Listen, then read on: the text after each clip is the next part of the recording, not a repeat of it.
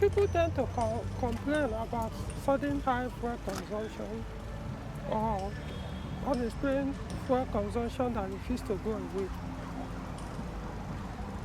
But one thing they don't actually know is simple things that could cause it, and they will be wasting money beating about the bush, because most time people only focus on the engine control or engine management or the engine itself, trying to solve high fuel consumption issue.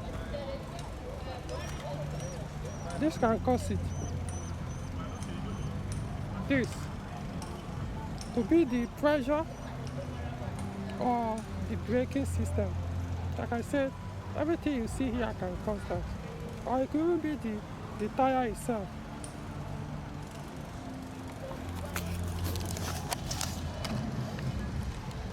So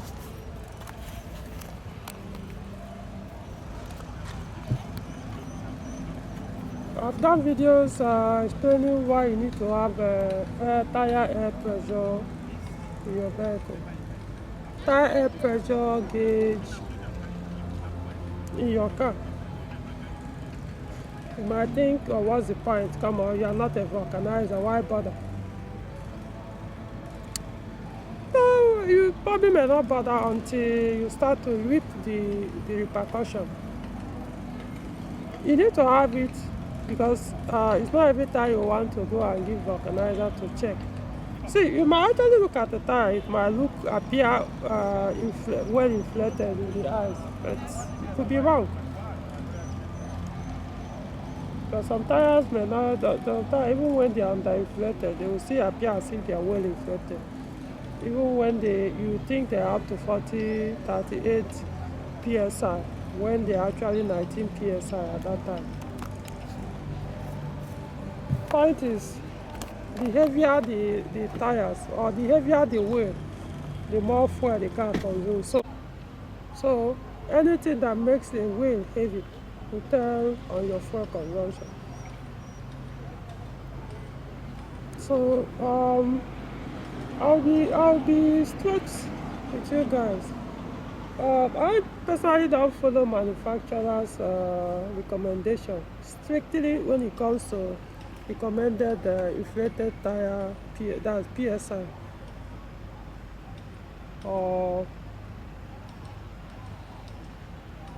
what's it called? Bar. No, I don't. Not because it's bad, but giving this car, the car in Nigeria, to a point that I said not to follow that. Whether there will be any consequences, of course, it affects the braking system a little. Yeah, it makes the stopping distance not as effective as it's supposed to. What I'm saying is, for example, if recommended PSI is 35, I usually add like additional 2 or 3 PSI. That's the truth. Maybe it might be easier for those who use high profile tires, the ones that tires are much longer or taller, so you push your car very high. So when you hit pothole, the rim is far from the ground, so you really hit the alloy rim that much. Well, almost every of my tire has lower high profile tire, almost all of them. This one that I showed you guys, this ST, of course when it came it had a high profile tire with steel wheel, but now I've put alloy rim, reduce the height a little, so I tend to increase it just a little, just so that the rim doesn't get too close to the ground. If you are living in a country where roads are almost everything is smooth, well, of course I will stick with the recommended PSI. Anyway, that is that for the pressure. Other things, like I said, on the wheel is your braking system. If you're having brake binding on a car, on any particular wheel, it will drag your this thing. You might not know it one day, but this car suddenly you notice the consumption has started going up a little. even though you scan the vehicle, done all your diagnosis, and no issue found. Yeah, your brake, any one of the four, any one, once you start dragging, meaning it's applying brake by itself, no matter how small or little, yeah, the consumption will go up because engine will struggle harder to pull the car. There's a simple way to find out. I mentioned that in the past. You can drive for a few kilometers, 30 minutes or so, stop the car, touch, just use your palms like this, touch each of the wheels. Of course, if you have a wheel cover, it could be an issue, but touch each of the wheels. Anyone that feels hotter than the rest, then you know that is your problem. If there is none of them is hot, remember you need to drive at least minimum of 30 minutes, or how do I call it, 10 kilometers maybe. I think 10 kilometers will be enough for the tire to become hot if truly the wheel is binding. So these are the things that can increase fuel consumption. Another thing is the tire itself. The fatter the tire, the heavier the tire is. At least on average. So I'm not saying it will be it's all in every case, no. Standard, yeah. Or on average. The fatter the heavier. So if your engine is 1.1, 1.2, and you go and get big alloy rim and put fat tires for V8, V12, V6, yeah, the car will consume more fuel because at that time you are adding, like I said, any load, if you are adding too much weight to the wheel, everything you are adding to this, anything that makes anything here heavy or any of the side heavy, or trust me, your consumption will shoot up. Doesn't matter how new your engine is, how new your fuel injectors, your spark plugs, or everything, how good everything on the car is, as long as it's too heavy on the wheels. For the engine, specifically for the engine model, yeah. So you do that. Tire itself, there are some tires that actually, even though it might not be too fat, it might be the recommended size, but not the recommended speed rating.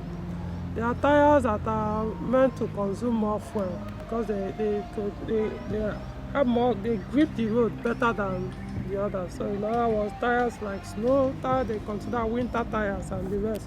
So those tires are not meant for example, they reduce the speed. You can't do, not sure you can do more than 160 kilometers with such tires. They are not meant for that kind of thing or sports. They are just there to be able to grip the road. So they have rough surfaces. So all those resistance they create on the road increases fuel consumption. You know, so you have to be mindful.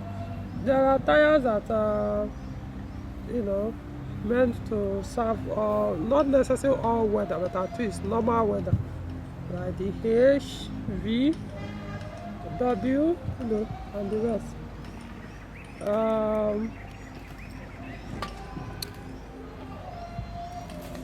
Always also check to be sure your handbrakes are not on when you are driving, because most people tend to forget this. It can happen to anybody. It could happen to me. I think there was a time I experienced it. I didn't even know. I didn't even look at it. The warning was even there on the instrument pattern that the handbrake was on. I think, was it this car? No, I think it was my 406. It was my 406. I just didn't know. Though I didn't drive that distance. I just drove that long.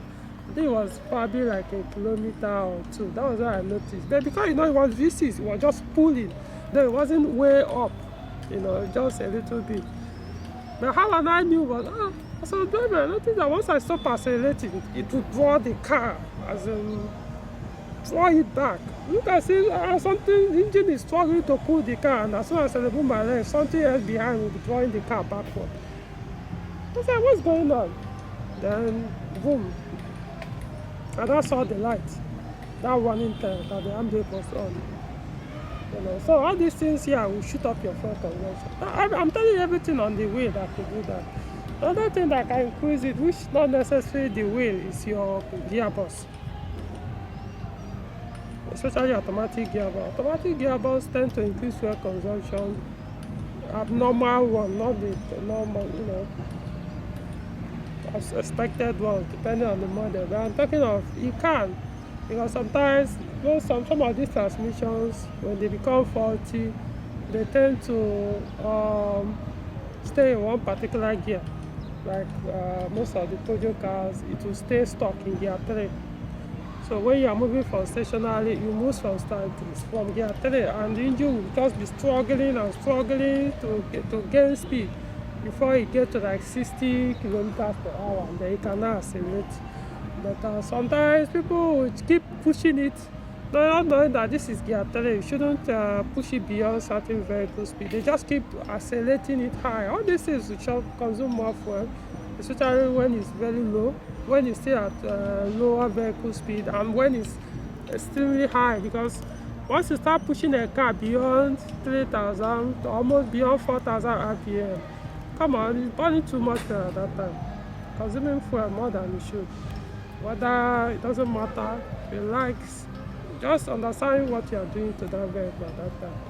So those are things that you need to look at. But the focus of this video is the wheel. So know what you do to your wheel so that it doesn't burn much fuel. Me, I'm not really, I don't care much about fuel economy, but at least you don't have to be wasteful. That's where I come from. At least if you want to consume that fuel, let it be commensurate to the performance. That's all I care about. So if it's not commensurate, then it's pointless having such vehicle or driving the car in that condition. So I'd rather have it fixed than just keep driving it because I need the performance. So yeah, I hope this video makes sense. So like the video, subscribe to the channel, then see you in the next video. Bye.